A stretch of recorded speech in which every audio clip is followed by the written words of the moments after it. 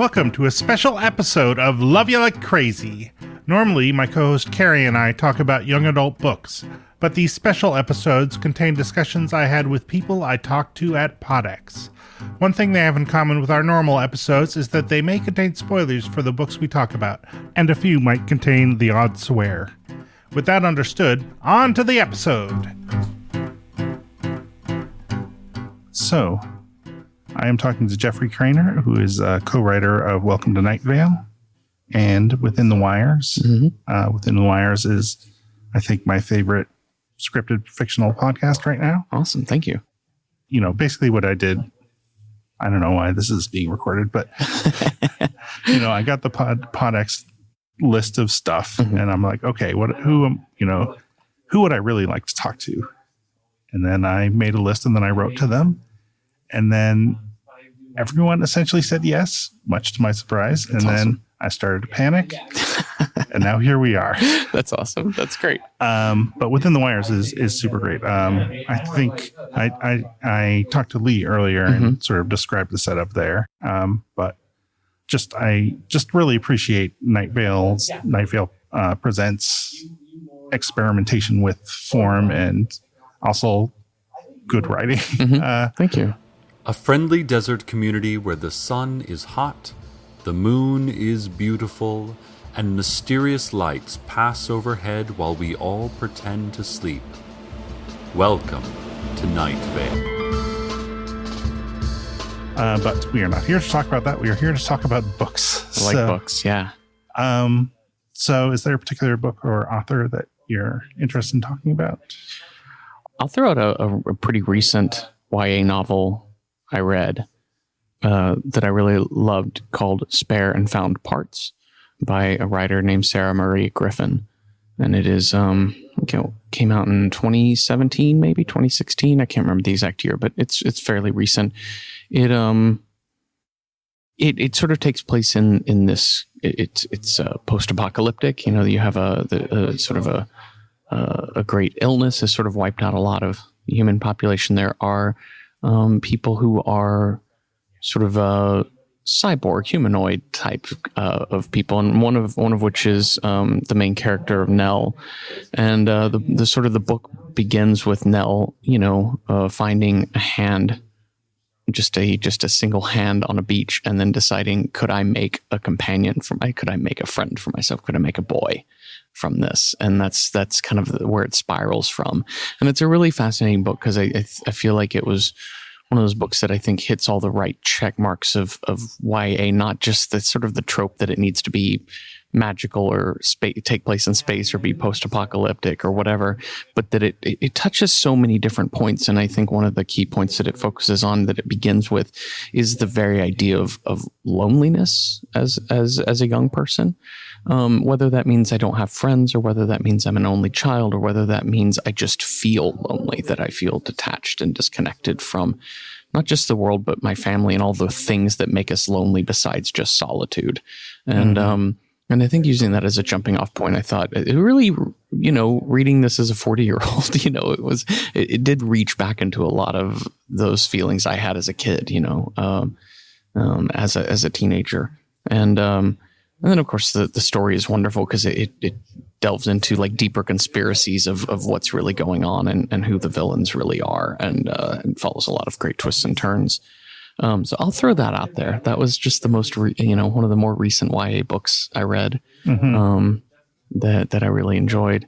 When I was a kid growing up in the 80s, I don't feel like I ever heard the term YA until maybe, I don't know, I feel like maybe Harry Potter, when that became super popular, like around the third or fourth book, that I started hearing YA more and started seeing it in bookstores. I don't know if that's the case or if that was just my attention. That's kind of my impression too. Like, I know that there are books that have kind of been retroactively classified as YA. Mm-hmm. Like Anne of Green Gables was not written as a YA book, right? But because of the subject matter and kind of the way it's written, and we covered it on the podcast. So yeah. Obviously, that means it has to be YA. Yeah. You're the YA canon maker now. Yes, yeah. we rule. but I feel like the 40s, there was a book called 17th Summer that is sort of viewed as a proto YA book that was actually read by young adults at the time. But I feel like, I'm just sort of blathering out at this point, but I feel like Harry Potter hit it big and showed that there was a market for YA books, for books targeted at that audience, and that they would read it, and also adults would read it, and that they would continue to read it, even though books were 7 million pages long. Yeah. There was still the market there, and then that just sort of opened the floodgates, and now there's every YA book is part of a series, and it's all very interesting. Yeah, I think I remember having Hardy Boys books when I was a kid, and those are fun. I don't remember a single thing about them other than they were page turning and fun, and I don't even remember if I remember the two boys' names at this point, having read them so much. I wasn't a fan of them.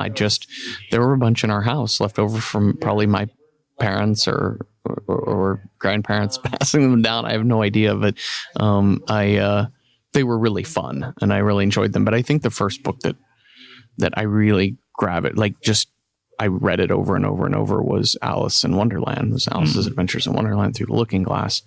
It was just magical. It was just getting lost in a world, and it just took you down this pathway, and just everything changes. The logic changed all the time. It was this feeling of getting lost, and where I talk about the book Spare and Found Parts, dealing with loneliness, and sort of taking that head on in the story. I feel like in Alice, it creates a sense of loneliness as Alice just keeps kind of getting pushed from one scene into the next at everything. Despite being surrounded by people, she can't connect to any of them, but in a way that feels sort of magical. Her normalness is so strange in that world to all of the other characters. And their strangeness was funny and weird, and it sort of scared me a little bit. The drawings. I just remember the drawings really creeping me out in the book a lot. I'd sort of, I was sort of afraid to look at them, but I would, and that was really. I feel like that probably maybe is one of those retconned YA novels in some way. Sure. But that was the first book I just remember just capturing my attention, that I just wanted to read over and over and over again. It's funny, when I think about as a writer now, that I think I got so many really wonderful things out of reading that book over and over, of the enjoyment of the strange, the enjoyment of the poetic, the enjoyment of the unexpected. And I always try to include that in my writing, the idea of maybe making the listener feel a little lost in the best possible way, not lost as in I don't understand the story, but lost as in the true idea of escapism, right? The idea of I just want to be set adrift, and wherever it takes me, that's where it takes me. And that's kind of a fun adventure. And I like trying that. I realized sort of many years ago, one of the bad things about having that book as such a heavy influence is that it does one of the cardinal sins of any book, really, which is the main character has no agency whatsoever. That's true. It's a weird thing that she has very, very little decision making that has any outcome, and it's all sort of chalked up to it being a dream. She has moments where another cardinal sin. Yeah, where it's all a dream. Yeah, it's really tough. But I sometimes recognize that in my writing, that I don't get I'm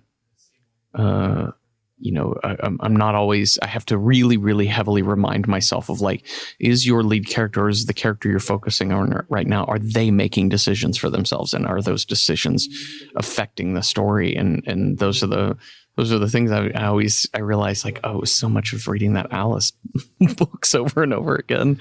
Yeah. That got me into that. That's interesting. How do you think he gets away with it? Because I feel it's kind of a strategy for making your main character a non-entity if none of the decisions they make matter. But Alice, I feel is a pretty strong character. Yeah.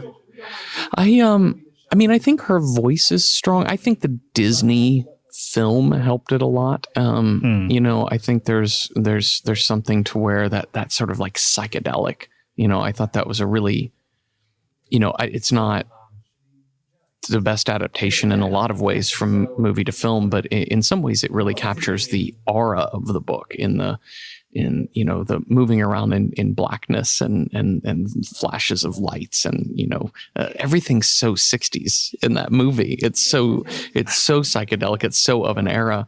But I think in that way it captures that, and I think it gave us a lot of visual, which helps cover up. Good visuals can kind of help cover up a lot of weaknesses in storytelling. Mm-hmm. I think that's part of it. I think the other thing is that it does so many of the other things so well, and I think that we can fall back on the fact that the poems and the visuals and the characters are all so strikingly bizarre and wonderful. And it's such a fun adventure, especially when you read it for the first time as a kid, mm-hmm. that I think it's a little bit easier to be like, the main character's not that important. We're just on a ride. We're going down a river, and this river ride is fun, as opposed to needing to choose between which fork in the river to take. We never have to do that. We just ride down the river, and the rapids are great. Yeah. So you were in talking about recent, the more recent book that mm-hmm. you read. You said it's you seem to imply that you read other YA also. Mm-hmm. Is it a genre that you're drawn to, or? Not particularly. I don't necessarily ever check the YA sections in bookstores. A lot of times if I read YA, it's usually a lot. Sometimes it's because I know somebody, like actually the most recent YA book I just read, might not even be out yet, is The Infinite Noise by Lauren Shippen, podcast creator of the Bright Sessions. And that was really wonderful. And I, and a lot of times I read it, one, because I know these people, but two, it's because I know what their style is. I was very familiar with the Bright Sessions, and Lauren has such a like a beautiful sincerity in her writing voice that her, that there's no meanness, no snark. I mean, characters can be mean in her books because the people can be mean, and those are real stories to grapple with. But like the writer doesn't feel cynical about anything. She feels her writing feels really grounded, like she truly really cares for all of her characters' well-being and has thought them through. And I think that's having that level of gravity of personality is really interesting from a writing point of view. So in reading YA books, a lot of times it's something either is heavily recommended to me or is somebody I know, something like mm-hmm. that. I have such a back catalog of great writers I never read that it's hard to get to like contemporary YA as often. Sure. Yeah. Yeah. Right. I mean, the way that I spoke about YA earlier, it could be taken as being dismissive, which is... I didn't take it as that. Yeah. Oh, good. I hope I didn't sound dismissive of it either. Yeah. No, absolutely not. But yeah, I mean, there's a lot of great stuff out there, mm-hmm. And I mean, the fact that it's now a really popular genre means that good writers are drawn to it. Yeah. So that's definitely a factor as well. Again, not a question. So, let's see. So are there other things that we haven't talked about so far that you feel like we should cover? Yeah.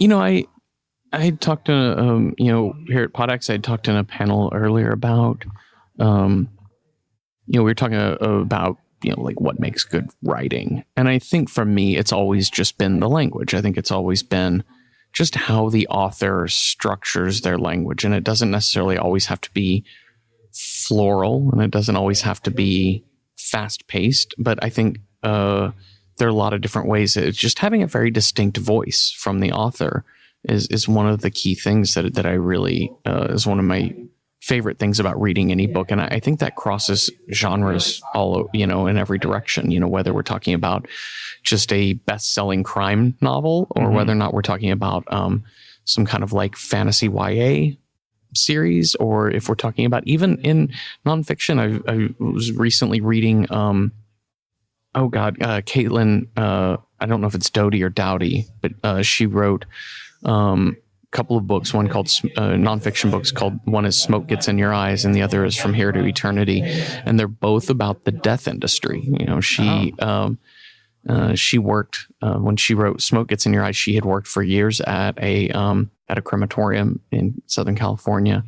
And she has a very matter-of-fact way of talking about what happens when you die and how we in America deal with it and where it came from. And she's got a really clever sense of humor, and it's sort of dark. She's got a little bit of gallows humor to her, but it's also from the point of view of somebody who cares deeply about, we don't understand what happens to our bodies when we die. We don't understand. If we don't fully understand, there's a lot of things that we are maybe not as dead people, we're not missing out on, but as people we know die, you know, there's a lot of deeper connections that we're missing there as to how we think about the dead and how we treat the body when it's there. And just the way she comes at it with a sense of humor, I thought it just makes that subject so fascinating. It's not didactic, like they're going to really mess up your body when you're dead, man. You got to get this fixed. You know, it's not that. It's not like, oh, the whole system's corrupt or whatever. It's gentle and it's interesting, and it puts it back on you to think about it. And I was like, the whole reason that book is interesting is not the subject. It is the voice of the author being really, really interesting there. Same with Lauren Shippen's book, same with Sarah Griffin's book of Spare and Found Parts, that there's a very distinct poetic voice to Sarah's writing that I find really interesting. It is floral. It is interesting. It's all beautiful. Everything, like as you read through the book, it feels like walking through a botanic garden. You know, everything is gorgeous, and it has a path and it has a narrative, and it is interesting. But all in all, it's because all around every paragraph is some level of beauty to the words. And I think that for me, that's always been the most important thing. I sort of feel like if you are in a bookstore and you pick up you read the first couple of paragraphs of a book, you kind of already know. You kind of get a sense of the writer's voice, not whether it's good or bad, not whether or not you're going to like it. But for me, I get a sense of the writer's voice, and I think I could like this person. I think I could enjoy the next several hours. I could enjoy several hours of reading what this person has to say. And they may not land the ending. I really rarely get upset about bad plot choices unless they're just stupid. But a lot of times it's just like, do I like spending time with your voice? That was my first experience reading Fault in Our Stars. It was just a book I picked up. I had heard it was good. And I read the first couple of paragraphs in the bookstore. And I was like, holy crap, this is a voice I want to spend time with, which makes it all the better that John Green has a podcast now. So I get that. Oh, yeah. That was it. That was a long rambling thing about books that I just wanted to say out loud. Why do you think I have a podcast? Yay. Perfect. So let's see. I was like, do I want to wrap things up? No, I have another question. Oh, great. So one of the things that sort of, to me at least, characterizes the Night Vale productions that I've listened to is sort of a playfulness with the form of it, you know, like the idea of, you know, Night Vale, the basic idea of a community radio station in this weird, what even kind of a place is it? Yeah. And Within the Wires, that first season, like listening to the first episode, you're like, what is this? And we sort of talked about how Alice kind of has that as well. So, I mean, there's no way that it is as simple as just like drawing the line between those two, but that's just something that you've always been drawn to, or? Yeah, I like playing with form a little bit. I think form is also a really important part of how things are going to go in any kind of storytelling, you know, and like just picking your genre is a really big, or not genre, picking your medium is a really big thing, you know, whether or not you're going to write a novel versus make a fictional podcast, whether you're going to make a play.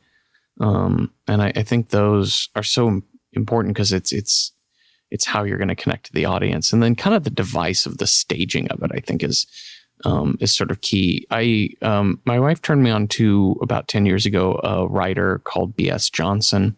He's a UK writer in the 40s-ish time period. He he sadly died young. I think he took his own life around about early 40s. But he had some really, really hot opinions about what novels should be. And he definitely had a borderline manifesto about it. I don't think he ever bullet pointed it, but he really felt that novels had to reinvent a thing. And he thought novels needed to use the form of novel, that we had run out of ideas for novels, that we were just telling stories that were just being printed over and over. And so we needed some other way to handle the structure of the novel, the physical structure. And it was really impactful. He had a book called The Unfortunates, and it was kind of derisively called by a lot of people Book in a Box. And it was a true story, but he still wanted it to be called a novel, but it was based on, he was writing sports recaps of football matches, and he had gone up to, I forget which city, Liverpool, Manchester, somewhere up in northern part of England. And he suddenly had all these memories flood back of a friend of his who died very young of cancer. And he just started having these memories, and he started writing them all down, and he wrote all these stories. And he was like, these are the chapters of my book, all these memories I had, but I can't allow the publisher to print them in any particular order. So he bound the chapters and then wanted the publisher to then keep the chapters just loose in a box and sell that as the book. And so that's how it was sold. And so if you go to Barnes & Noble and pick up B.S. Johnson's The Unfortunates, it will be a box shaped like a book, and you open it up and there's a series of stapled together chapters. Some of them are just a single page, a little 6x9 page that you read off of. And I thought that was really inventive, because his logic behind it was like, we don't experience memories in chronological order. So why would I put them in a chronological order here? So everyone experiences the book in a different way. And I always thought that was interesting. He had another book, I cannot recall the name of it, but he had another book where they went out of print, because it was kind of a little expensive to make for a book that didn't sell a lot. But there was a key point late in the book that he needed people to know early on, but rather than use foreshadowing or rather than use a footnote to interject, he wanted the page scored. And so there were several pages that were just cut out of. And so you could see the sentence up ahead, because he thought that's the way to, because a footnote people glaze over, and foreshadowing feels a little bit whatever, and you can't just bust in and be like, hey, author here, by the way, this character dies on page 58 or whatever. But if you see it cut out of the book and you can read straight through it, that will stand out. So I always thought, I've always used those types of things as inspiration. Cool. All right. Well, we're getting wrap-up signs. Okay. So we should call it a day, but it's been such a pleasure to meet you. And thank you, Jacob. I appreciate it a lot. Thanks. Excellent. Give me a call when you get back. Hey there.